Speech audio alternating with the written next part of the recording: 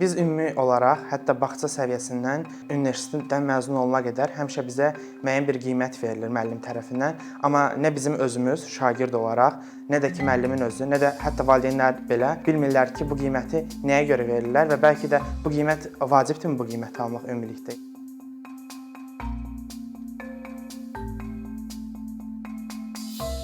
Məncə birinci danışmağımız lazım olan mövzu ondan ibarətdir ki, təhsilin qiymətləndirilməsi nədir, dəyərləndirilməsi nədir? Bunlar çünki çox vacib, bir-birinə çox oxşuyur. Bəlkə də bu iki dənə söz birləşməsini deyəndə fikirləşə bilərik ki, bunlar eyni sözlər, amma çox fərqli terminlərdir. Biz qiymətləndirmə deyəndə çox qısa periodlarla şagirdin nəyi nə qədər öyrəndiyini və öyrəndiyinə əsasən ona necə təklif necə geri bildirim, geri dönüş verməyi öyrənirik. Amma təhsilin dəyərləndirilməsi deyəndə bu daha böyük mövzudur. Biz buna deyirik, bu tip dəyərləndirmələrə deyirik summativ dəyərləndirmələr. Summativ dəyərləndirmələr nələrdir? Müəyyən bir period keçir, rüblük olur ya da ki illik olur, hətta böyük bir məfhumda bir təhsil həyatı qurtarır. Siz TQDK imtahanına girsiniz, milli bir imtahanımız olur bizdəki kimi. O imtahana giririk və o 11 il boyunca sizin öyrəndiyinizi imtahan yolu ilə yoxlayırlar. Buna summativ dəyərləndirmə deyirlər, yəni ümumi olaraq. Amma bunun daha qısa versiyası olur. Yəni siz günlük olaraq universitetə gedirsiniz, məktəbə gedirsiniz. Müəllim o gün nəsə öyrədir, ya o gün ya da o biri gün qısa periodlarla sizdən nəyisə soruşur, nəyisə öyrənib öyrənmədiyinizi qiymətləndirmək istəyir. Biz buna deyirik formativ. Yəqin siz də artıq fikirləşə bilərsiniz ki, formativdə biz nələrsə dəyişdirə bilərik. Daha çox müəllimin əlindədir fokus. Ona görə ən vacib olan da elə formativ qiymətləndirmənin çox yaxşı yerdə olmasıdır. Çünki ümumi olan dəyərləndirilmədə, summativdə biz çox da nələrsə dəyişdirə bilmirik. Çünki uşaqlardan soruşanda ki, bəs sizə görə ümumi olaraq bir test imtahanı olsa, sizin təhsil həyatınızı bir imtahanla yoxlasaq, sizin üçün ən vacib olan nədir deyə sual verəndə uşaqların cavabı o olub ki, o həmin imtahanın ədalətli olmağını istəyirlər. Ədalətlilik deyəndə ki, bəs ədalətliyi açmaq istəyəndə onlar istəyirlər ki, imtahanda standart bir tələblər olsun. Desinlər ki, siz bu sualları yığsanız, düzgün cavab versəniz, bu qədər bal yığırsınız ya da ki, bu qədər yerə gəlirsiniz. Uşaqlar onda daha rahat hiss eləyirlər, nəinki subyektiv bir fikirlər olanda. Mən buna bir dənə nümunə göstərmək istəyirəm. Məsəl üçün, deyək ki, bir imtahandır, 11 ilin axırında sizə sual verirlər, siz onun haqqında esse yazsınız və deyək ki, sizin essedə bir fikriniz var, bir də onu yoxlayan adamın öz fikri var və o adamın subyektiv fikirlərinə görə sizin balınızı aşağı salıb ya da yuxarı qaldırma şansı var. Burada bəlli bir standart yoxdur ki, deyək ki, bal budur və siz bunu alırsınız. Ona görə uşaqlar üçün ən vacib olan odur ki, bilsinlər ki, standart bir sistem var və o sistemdən nə qədərsə eləsələr, müəyyən bir nöqtəyə gələ bilərlər. Amma təbii ki də summativ dəyərləndirmə bilirsiniz. Bu təkcə bizim ölkəmizdə yox, ümumi olaraq ya bir dənə imtahan edirlər, ya da iki dənə imtahan edirlər və sizin 11 illik nəsə öyrəndiyinizi yoxlamağa çalışırlar. Amma bu çox normalda ədalətsizdir. Çünki hər uşağın imtahanı eləmək müddəti, ola bilər ki, o riyaziyyat məsələsini bilir, amma onu həll eləmək üçün ona vaxt lazımdır. Ona görə bu problemi aradan qaldırmaq üçün bəzi yanaşmalar var.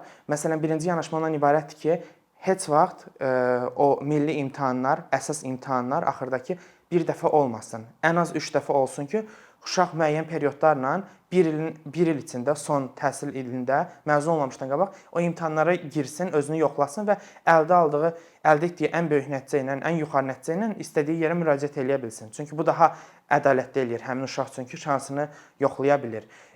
İkinci məsələ ondan ibarətdir ki, əgər çox innovativ getsək, biz belə bir şey eləyə bilərik ki, ümumi olaraq bu imtahanları aradan qaldırırıq. Yəni summativ bir dəyərləndirmə olmur. Summativ dəyərləndirmə olur, amma bu imtahan yolu ilə olmur.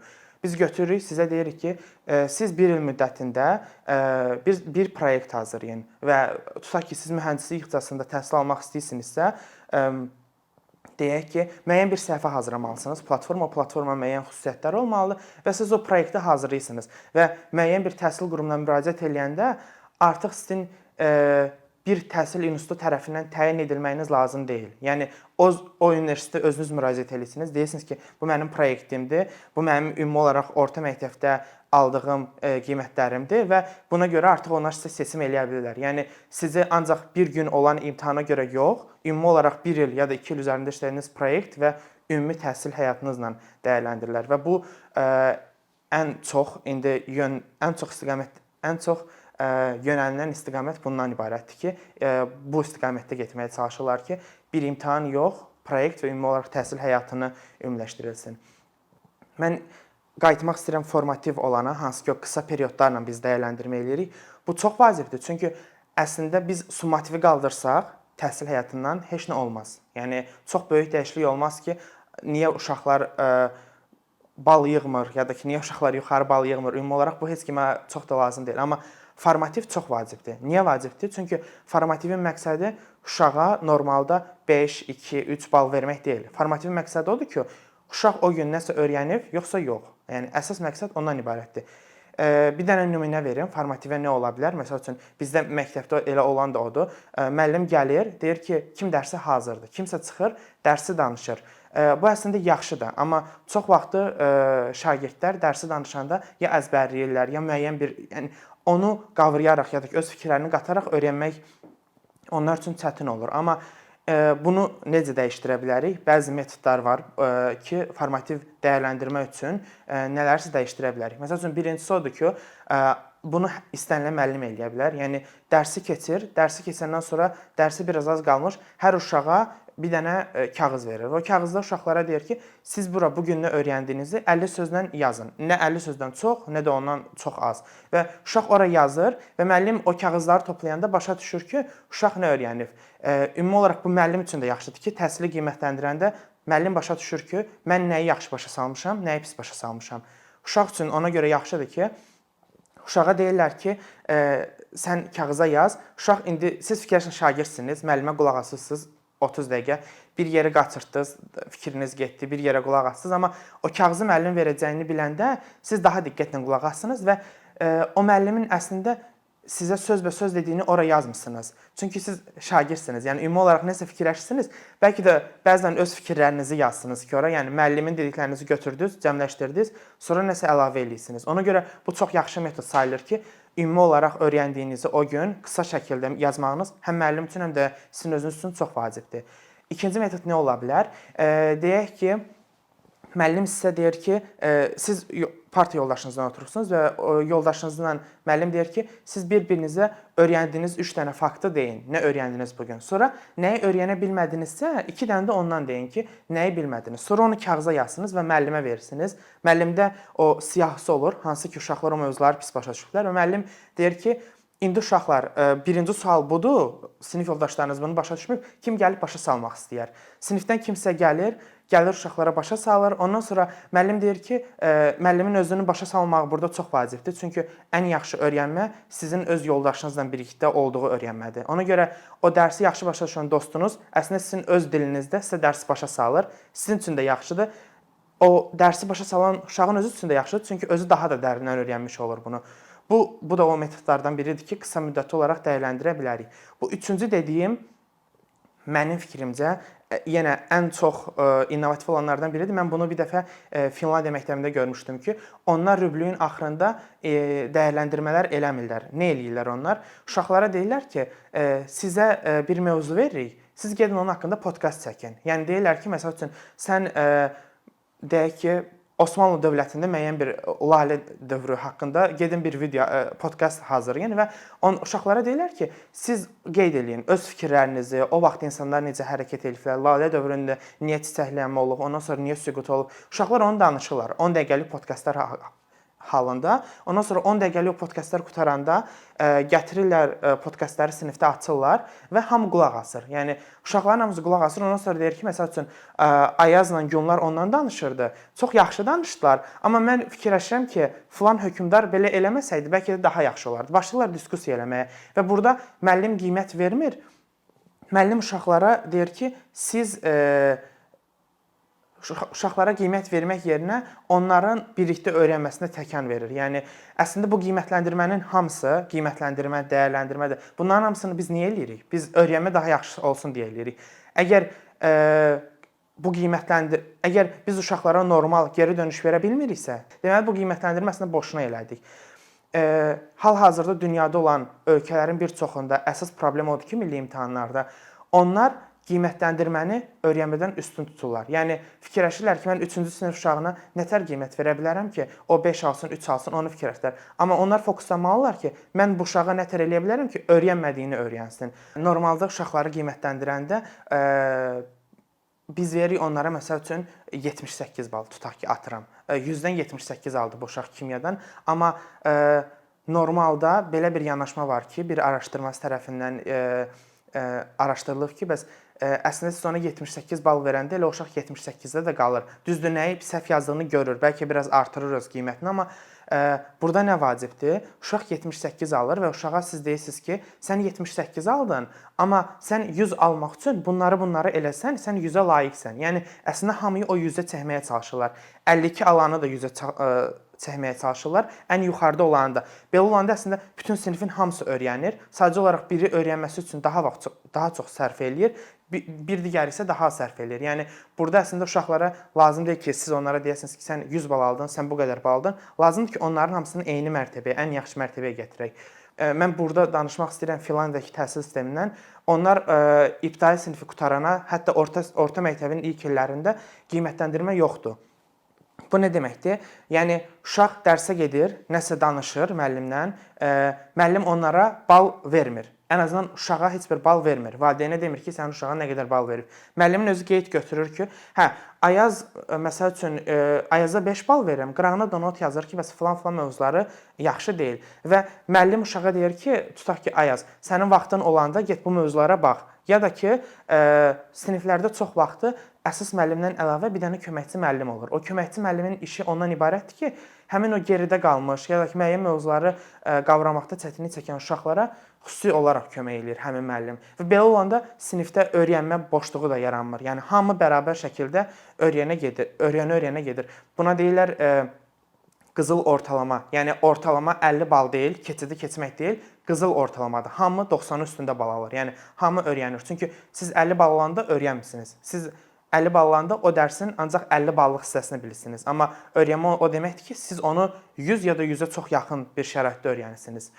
Burada bir dənə də əlavə çox yaxşı yanaşma var onlarda. O nədən ibarətdir? Onlar yenə öz sinif yoldaşlarından xahiş edirlər ki, onlarda həmişə əlavə bir saat olur ki, dincələ bilirlər həmin saatda. Onlara deyirlər ki, əgər istəsəniz, siz həmin o sinif yoldaşınızla bir yerdə işləyə bilərsiniz. Onları cütləşdirirlər, sinifləri bir-birindən, hər uşağın bir sinif yoldaşı olur. O sinif yoldaşı ilə bir yerdə onlar otururlar və o, məsəl üçün, mən biologiyanı pis bilirəm, o tarixi pis bilir. Biz bir-birimizə öyrədirik ki, bəs hansı tərəflərimizi daha yaxşı eləyə bilərik. Bu, məsəl üçün, çox yaxşı işləyən metodlardan biridir onlarda.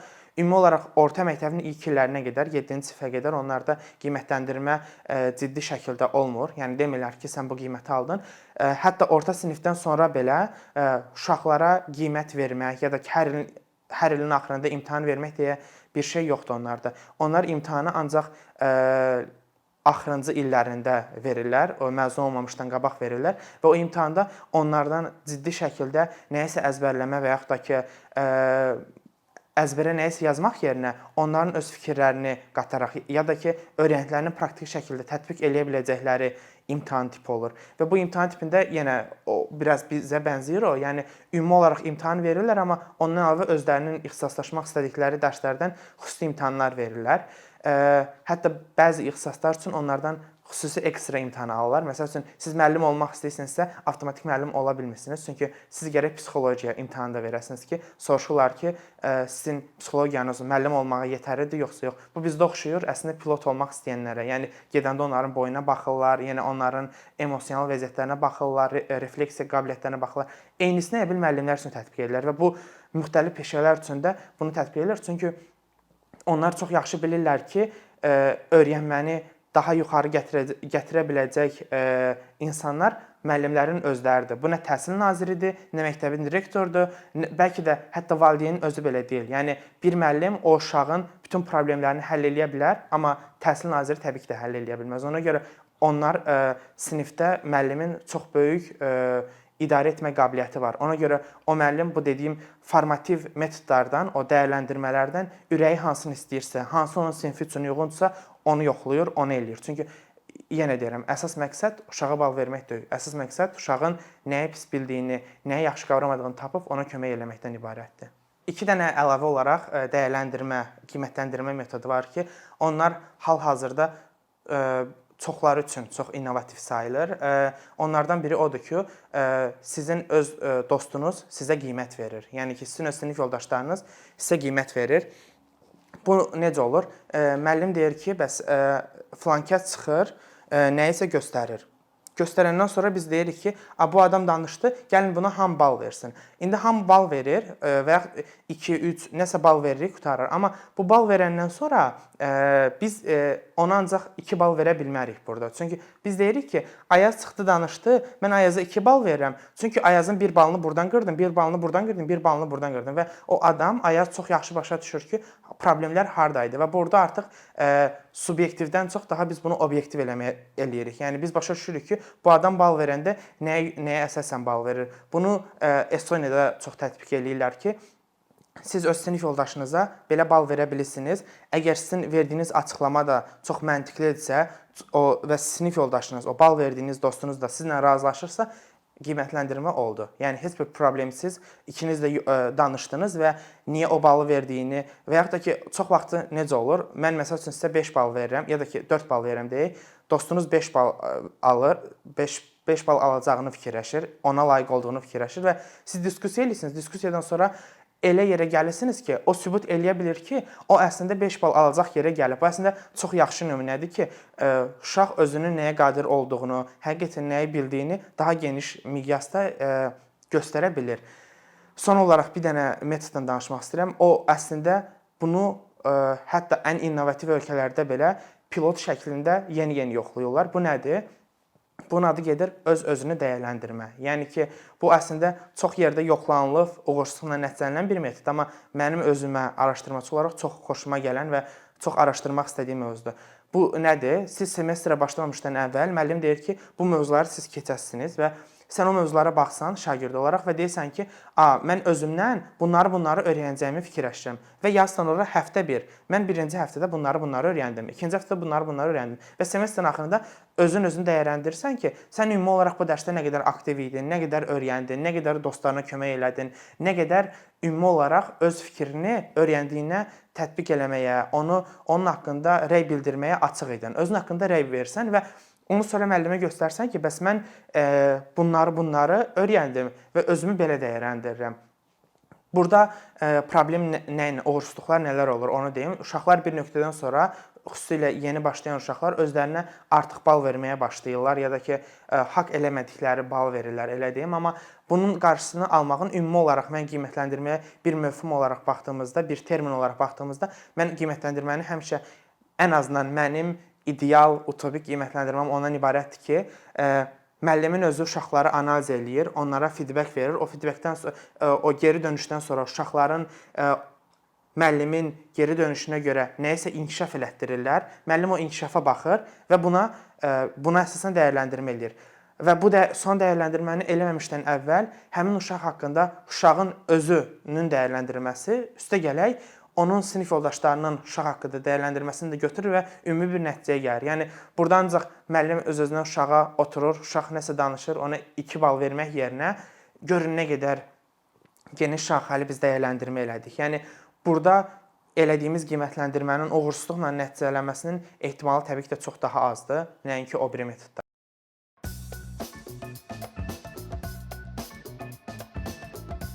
Bir neçə ildir ki, əkinçi olaraq Azərbaycanlı izləyicilərin hər zaman faydalana biləcəyi, keyfiyyətli və ən əsas ödənişsiz kontent hazırlamağa çalışırıq. İndiyədək təqdim etdiyimiz onlarla animasiya və yüzlərlə çəkilişlər tələbələrin, mütəxəssislərin, müəllimlərin və ümumiyyətlə yeni mövzulardan xəbərdar olmaq istəyən çox sayda insanın marağına səbəb olub.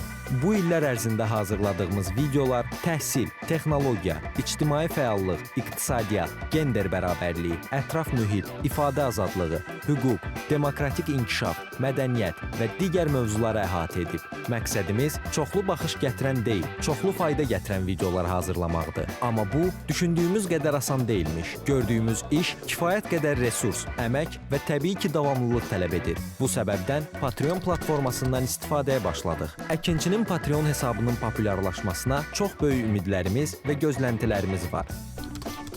Bəziləriniz Patreon haqqda ilk dəfə eşidirsiniz. Əslində, çox sadə izahı olan bir platformadır. Təsəvvür edin ki, siz rəssam və ya musiqiçisiniz. Sosial şəbəkələrdə sizi izləyən, işinizi bəyənən çox sayda insan var. Patreon platforması sizə imkan verir ki, izləyicilərinizin könüllü aylıq ödənişləri sayəsində işinizi davam etdirəsiniz. Sərgi, konsert zallarından asılı qalmayasınız. Amma bu, təkcə rəssam və musiqiçilərə aid deyil. Məsələn, əkinçiyə bənzər fəaliyyətlə məşğul olan bəzi layihələrin 10 minlərlə patronu var. Biz də düşündük ki, nə üçün əkinçinin Patreon hesabı olmasın? Sizin dəstəyiniz sayəsində biz daha çox və daha keyfiyyətli kontent yaratmağa davam edə biləcəyik. Amma bu dəstək yalnız maddi dəstək deyil. Dəstəkçilərimizin sayının artması gördüyümüz işlərin faydalı olduğuna dair əminlik verir.